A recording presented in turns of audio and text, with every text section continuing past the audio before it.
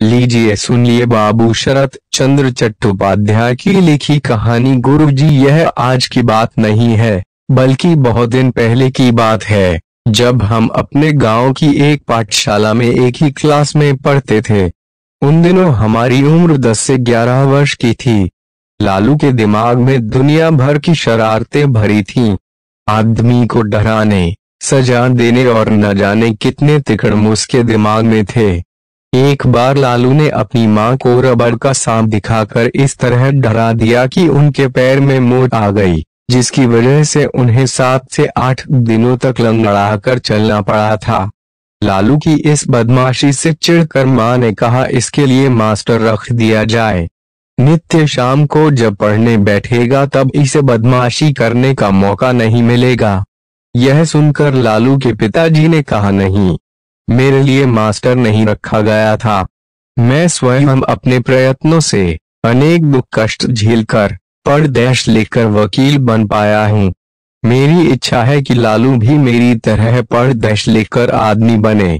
जिस साल लालू क्लास की परीक्षा में फर्स्ट नहीं आएगा, उस वर्ष उसके लिए ट्यूटर रख लिया जाएगा। पिताजी के कारण लालू को मुक्ति मिल गई, लेकिन मन ही मन मां पर उसे काफी गुस्सा आया। वह इसलिए कि उसके सिर पर शाम को पढ़ने के लिए मास्टर लाद देने के चक्कर में थी। लालू का ख्याल है कि मास्टर और पुलिस बराबर होते हैं। लालू के पिता धनी गृहस्थ थे। कई साल हुए उन्होंने अपना पुराना मकान गिराकर पुनः नया 3 मंजिला मकान बनवाया था। मकान बन जाने के बाद से लालू की मां की इच्छा थी कि गुरुजी इस मकान में आकर जूठा गिरा दें, लेकिन वे काफी बूढ़े थे। फरीदपुर से इतनी दूर इसके लिए आने को राजी नहीं होते थे। बहुत दिनों बाद इस बार मौका आ गया। गुरुदेव सूर्य ग्रहण के उपलक्ष्य में काशी आए थे। वहां से उन्होंने नंद रानी को लिख भेजा कि यह से वापस लौटते समय आशीर्वाद देने आएंगे। लालू की मां के आनंद को सीमा नहीं रही। वे गुरुजी के स्वागत की जोर शोर से तैयारी करने लगी। उनकी बहुत दिनों की मनोकामना पूरी होने जा रही थी। इस नए मकान में उनके चरणों की धूल मिलेगी, घर पवित्र हो जाएगा। नीचे के बड़े कमरे से सामान हटाया गया। निवाड़ का पलंग गुरुवर के सोने के लिए बनवाया गया। इसी कमरे में उनके लिए पूजा की जगह बनाई गई, क्योंकि उन्हें 3 मंजिले पर स्थित पूजा घर में आने जाने में तकलीफ होगी। बहुत दिनों बाद गुरुदेव स्मृति रत्न आ गए, लेकिन बड़े कुसमय आए। आसमान बादलों से घिरा हुआ था। बाहर मूसलाधार पानी बरस रहा था और तेज हवा के झोंके चल रहे थे। इधर लालू की मां को तरह तरह के पकवान बनाने, फल फूल सजाने आदि काम के कारण जरा भी सांस लेने का मौका नहीं मिल रहा था। गुरुदेव के लिए पलंग पर बिस्तर बिछाकर मसहरी लगा दी गई। थके मांदे गुरुदेव भोजन करने के पश्चात पलंग पर जाकर सो गए। इसके बाद नौकर चाकरों को छुट्टी दे दी गई। मुलायम शया पर आराम पाने के कारण गुरुदेव ने मन ही मन नंदरानी को आशीर्वाद दिया। आधी रात को अचानक उनकी नींद खुल गई। छत से पानी मसहरी को तर करता हुआ उनकी तुंद पर गिर रहा था। बाप रे, कितना ठंडा पानी है। वे चौंक कर उठ बैठे और तुंद पर गिरे पानी को पोंछ डाला। फिर बोल उठे, नंदरानी ने मकान तो नया जरूर बनवाया है, पर पछाड़ की कड़ी धूप के कारण छत फट गई है। निवाड़ वाला पलंग भारी नहीं था। मसहरी सहित उसे खींचकर गुरुदेव दूसरी ओर ले गए और पुनः सो गए। लेकिन अभी आधा मिनट से अधिक नहीं हुआ होगा कि पुनः 2-4 बूंद ठंडा पानी उसी तरह टप टप कर तुंद पर उसी स्थान पर गिरा। स्मृति रत्न उठ बैठे और चारपाई को दूसरी ओर खींच ले गए। इस बार भी फिर बूंद आ गिरी। फिर दूसरी ओर ले गए और फिर पहले की तरह पानी गिरा। अब तब बिस्तर काफी भीग गया था। इतना भीग गया था कि बिस्तर सोने लायक नहीं रह गया। गुरुदेव अब सोचने लगे क्या किया जाए। बूढ़े आदमी थे। अनजान जगह में दरवाजा खोलकर बाहर जाने में डर लगता ही है, और फिर भीतर रहना भी खतरे से खाली नहीं था। जब छत इस बुरी तरह फट गई है, पता नहीं कब सिर पर गिर पड़े। डरते डरते वे बाहर निकल आए। बाहर बरामदे में एक लालटेन जल रही थी। कहीं कोई दिखाई नहीं दे रहा था। चारों तरफ अंधकार ही अंधकार था। पानी जोर से बरस रहा था और वैसे ही तेज हवा चल रही थी। कैसे कोई वहां खड़ा रहे? घर के नौकर चाकर भी नहीं दिखाई दे रहे थे। पता नहीं वे सब किस कमरे में सोते हैं। स्मृतिरत्न को इसका ज्ञान नहीं था।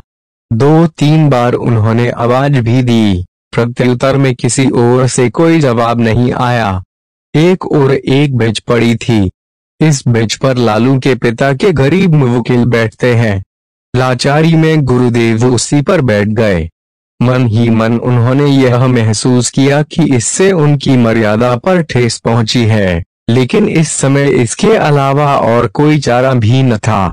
हवा में ठंड रहने के कारण सर्दी भी लग रही थी। गुरुदेव जी ने धोती का एक हिस्सा खोलकर सिर पर डाल लिया।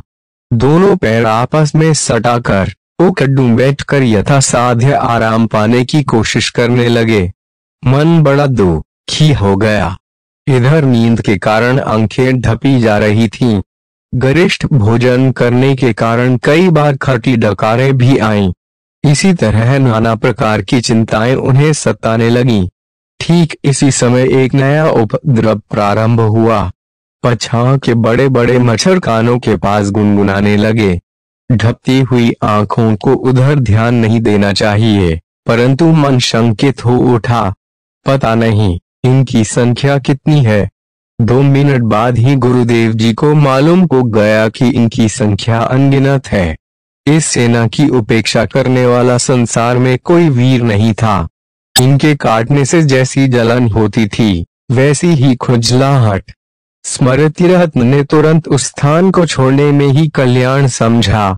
वे वहां से कुछ दूर हट गए, मगर मच्छरों ने उनका पीछा नहीं छोड़ा। कमरे के अंदर पानी ने जैसा हाल कर रखा था, उसी प्रकार बाहर मच्छरों का दल भी परेशान कर रहा था। बराबर मच्छरों को भगाने के लिए गमछा फटकारते रहने पर भी उनके आक्रमण को रोका नहीं जा सका। थोड़ी देर बाद वे इधर उधर दौड़ने लगे। इस सर्दी में भी वे पसीने से लथपथ हो गए। एक बार उनकी जी में आया कि जोरों से चीख उठे, परंतु ऐसा करना बचपना होगा, समझकर चुप लगा गए।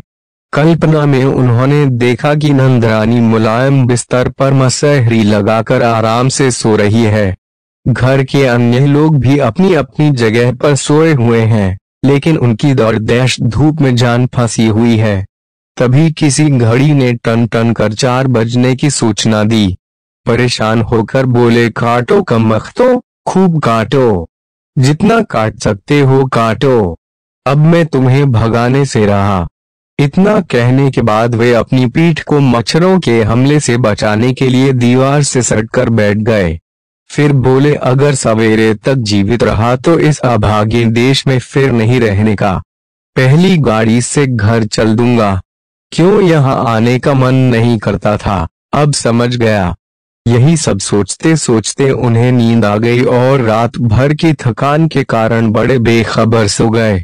इधर नंदरानी काफी तड़के उठ गईं, क्योंकि गुरुदेव की सेवा में काम करना था। रात में गुरुदेव ने केवल जलपान मात्र लिया था। यद्यपि वह जलपान तगड़ा था, परंतु नंदरानी मन ही मन सोचती रही कि अपने पसंद की चीज वह नहीं थी। आज उस घाटे को पूरा करने की इच्छा उनके मन में हुई। नीचे उतरने पर देखा गुरुदेव जी के कमरे का दरवाजा खुला हुआ है। गुरुदेव मेरे पहले ही उठ गए हैं, जानकर वे अत्यंत लज्जित हुईं। कमरे के भीतर झांक कर देखा तो वे नदारद थे। यह क्या हुआ? दक्षिण की चारपाई उत्तर की ओर कैसे चली आई? उनका झोला खिड़की के पास से बाहर पहुंच गया था। पूजा के सामान और आसन आदि दूर बिखरे पड़े थे। बात कुछ समझ में नहीं आ रही थी। बाहर आकर वे नौकरों को बुलाने लगी। नौकरों में कोई भी तब तक नहीं जगा था। जब यह हालत है तो गुरुजी कहाँ गए? अचानक नंदरानी की नजर एक ओर उठी। अरे यह क्या है? एक कोने में अंधेरे में आदमी की तरह न जाने कौन बैठा है। हिम्मत करके वे आगे बढ़ाईं तो देखा ये तो गुरुदेव हैं। आशंका से चिल्ला उठी गुरुजी।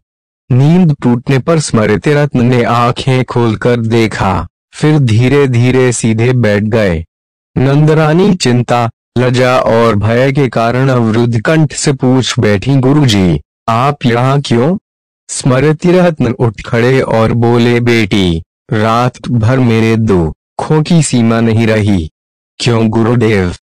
तुमने नया मकान बनवाया तो जरूर है, पर बेटी ऊपर की सारी छत चिटक गई है। रात भर पानी की बूंदें टप टप मेरे ऊपर गिरती रहीं। कहीं छत न गिर जाए इसलिए डर कर बाहर भाग आया, लेकिन यहाँ भी बचाव नहीं कर सका। टिड्डे की तरह मच्छरों के झुंड सारी रात काटते रहे। रात भर इधर उधर दौड़ता रहा। इन मच्छरों ने आधा खून पी लिया। बहुत दिनों से मनाने और आराधना करने पर गुरुजी यहाँ आए और यहाँ उनकी हालत देखकर नंदरानी की आंखें गीली होगी। बोली, मगर गुरुदेव यह मकान 3 मंजिला है, बरसात का पानी 3-3 छतों को पार करके कैसे गिर सकता है? कहते कहते अचानक नंदरानी रुक गई। उन्हें यह समझते देर नहीं लगी कि कहीं इस कांड के पीछे लालू का हाथ न हो। वे दौड़ी हुई कमरे में आई तो देखा बिस्तर काफी भीगा हुआ है और मसहरी के भीतर से अभी तक पानी की बूंदें टपक रही थीं। चौंक कर ऊपर देखा तो मसहरी के ऊपर एक बर्फ का टुकड़ा कपड़े में बंधा पाया। अभी तक वे पूरा नहीं गल पाया था। पागलों की तरह दौड़कर वे बाहर आईं। नौकरों में जिसे सामने देखा उसे चिल्लाकर कहने लगी, पाजी ललुआ कहाँ है? कामकाज जहन्नुम में जाए, वह शैतान जहां मिले उसे मारते मारते पकड़ लाओ। लालू के पिता उस समय नीचे उतर रहे थे। पत्नी का चीखना चिल्लाना देखकर वे भौंचक के रह गए। उन्होंने पूछा, आखिर हुआ क्या? यह क्या कह रही हो? नंदरानी ने रोते हुए कहा, या तो ललुआ को घर से निकाल दो, नहीं तो मैं आज गंगा में डूबकर अपने पापों का प्रायश्चित करूंगी। क्या किया है उसने? बिना अपराधी गुरुदेव की कैसी गति बना दी है उसने। आओ आकर अपनी आंखों से उसकी करनी देख जाओ। सभी अंदर गए। नंदरानी ने सब दिखाया और सुनाया। फिर पति से बोली, अब तुम ही बताओ कि इस शैतान लड़के को लेकर कैसे कोई इस घर में रह सकता है? गुरुदेव की समझ में सारी बात आ गई। अपनी बेवकूफी पर वह खिलखिलाकर हंस पड़े। लल्लू के पिता दूसरी ओर मुंह फेर कर खड़े हो गए। एक नौकर ने आकर बताया, लल्लू बाबू कोठी में नहीं है। दूसरे ने आकर बताया कि वह मौसी के यहाँ मिठाई खा रहे हैं। मौसी ने उन्हें आने नहीं दिया। मौसी से मतलब है नंदरानी की छोटी बहन। उसके पति भी वकील थे। वे दूसरे मोहल्ले में रहते थे। इसके बाद 15 दिनों तक लालू ने इस मकान में पैर नहीं रखा। इसी प्रकार हमारी आज की कहानी समाप्त।